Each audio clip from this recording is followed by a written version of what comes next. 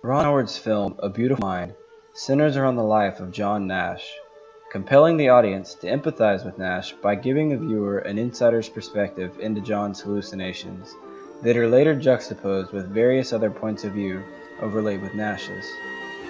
The film is structured so that the audience remains unaware of Nash's unreliable narration until Nash himself is told by a psychiatrist. This delayed reveal is used by the filmmakers to allow the audience to form an empathetic connection to Nash before learning about his schizophrenia. In other words, the audience sees Nash's success and intellectual prowess before their perception of him is altered by their knowledge of his affliction.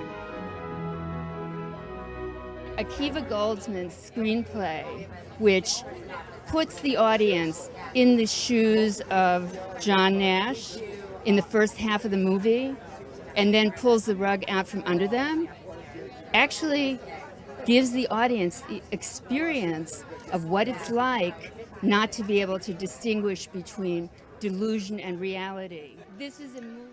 One example of this is seen when Nash hits a wall while trying to solve a problem.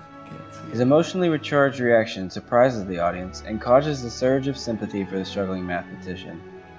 In order to ensure such a reaction is drawn from the audience, the filmmakers use a combination of Russell Crowe's layered facial expressions of hopelessness, frustration, and despair, and an appropriately passionate score. Later juxtaposed with this scene is the scene of Nash's groundbreaking epiphany, one of the plot's pivotal moments. According to Scott of the New York Times, the scene is made all the more intimate and impressive in the experience by Crowe showing us a man who dwells entirely in an inner world. And, as always with Mr. Crowe, you never feel that these are actually mannerisms. They seem instead to arise from a deep absorption in the logic of the character. The vision is a first-hand depiction of Nash's thoughts that allows the audience to see inside the process of his epiphany. It is then shifted into a montage of Nash's brainstorming that is underlain with numerous murmuring voices detailing different aspects of what Nash is thinking, mixed with a lyrical voice that emphasizes the excitement felt by both Nash and the viewer.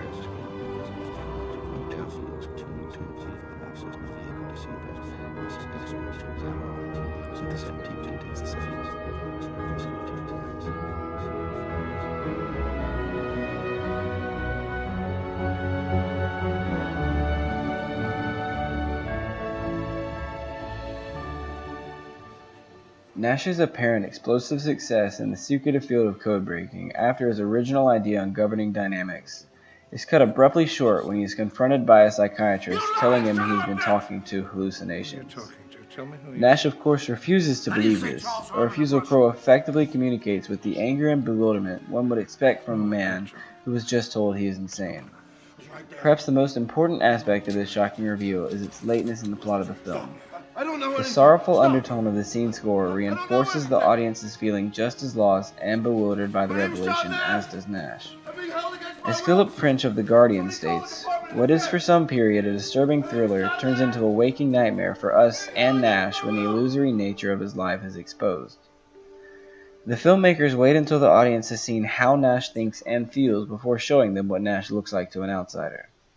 Right after the psychiatrist tells Nash about his condition, the film shifts for the first time to Alicia's perspective as she investigates her husband's life away from her. The audience sees Nash's typical surroundings in their true unkempt state, revealing the flawed perspective they had depicted through until this point. The mailbox Nash has been depositing his decodings into is battered and surrounded by overgrown grounds. This abrupt shift in appearance is reinforced as an important piece of plot development through the suspenseful music in the background combined with a jump cut to Alicia's defeated posture in the mental hospital.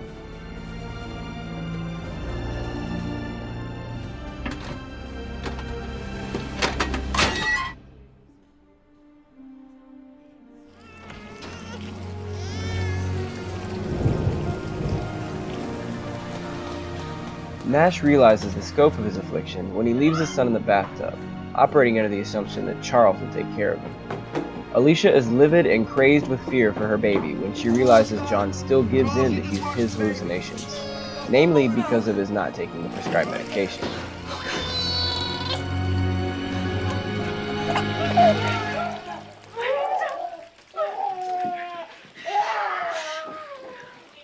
Charles was watching. He was okay. There's no one here.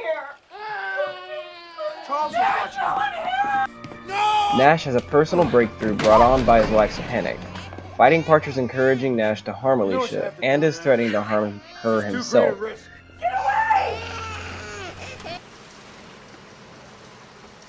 She never gets old. Marcy can't be real. She never gets old.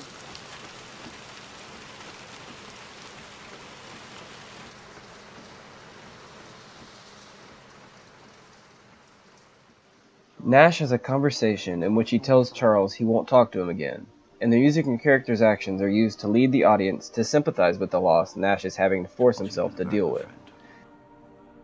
The best. I won't talk to you again. I just can't.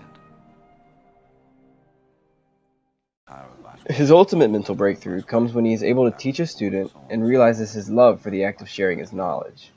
This grows and carries Nash to the emotional climax of his life when he is being considered for the Nobel Prize and receives the recognition he so craves when the pens are left on the table in front of him. The filmmakers show Nash's emotions through the building underscore and communicate the breadth of the recognition by panning the many men moving to Nash's table to leave him their pens. A privilege, Professor.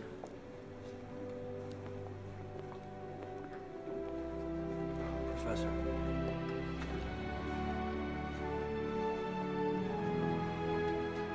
Nicely done, John.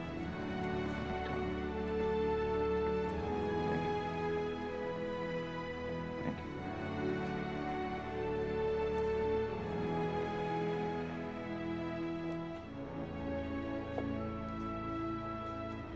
Thank you, Ed.